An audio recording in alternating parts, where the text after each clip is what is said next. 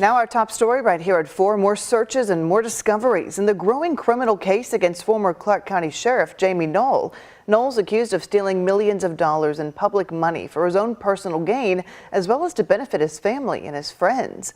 Well, recent search warrants took Indiana State Police to properties in Scottsburg and Deputy Township, where investigators say they found vintage cars and U.S. government shipping containers. Focus investigator John Charlton has more on what was found and how police say it's linked back to Noel.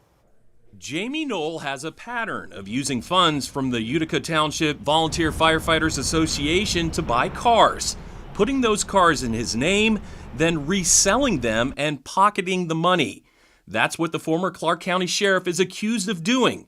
And one of those cars in question is a 57 Chevy Bel Air. In a recent search warrant, and according to Indiana State Police, a tipster told them that he believes the car is stored inside this former hardware store on East Curtin Street in Scottsburg. That tipster said former Scott County Sheriff Kenny Hubanks owns and rents the old store, and that Hubanks took him inside to show him the Bel Air and several other classic cars. In the warrant is documentation, ISP says, showing Noel sold the 57 Bel Air to Hubanks in September of 2022 for $39,500. Hubanks wrote the check from an account with EH Insurance, the insurance company he owns and the company which insures Utica Township Fire. Meanwhile, ISP found that between 2025 and 2022, the Clark County Sheriff's Office received $7 million in military surplus, including forklifts and generators. Much of that equipment had been moved to unknown locations in U.S. government and military shipping containers. According to a search warrant released Tuesday, information led investigators to a property on West Corporation Drive in Deputy, Indiana. On Sunday, ISP investigators say they found 26 containers. Several were open and appeared to contain surplus equipment. Investigators also found a surplus forklift, as well as a surplus train